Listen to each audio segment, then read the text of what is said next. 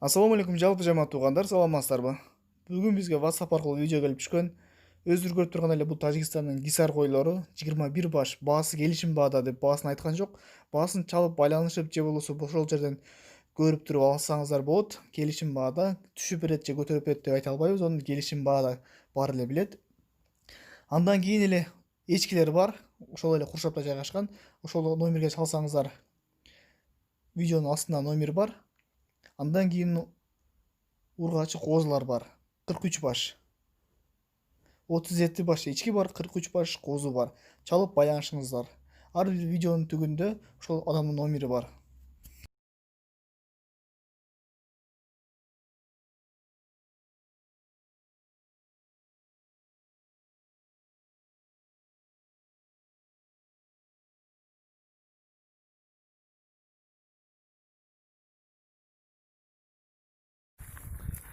Assalamu alaikum. Adeng.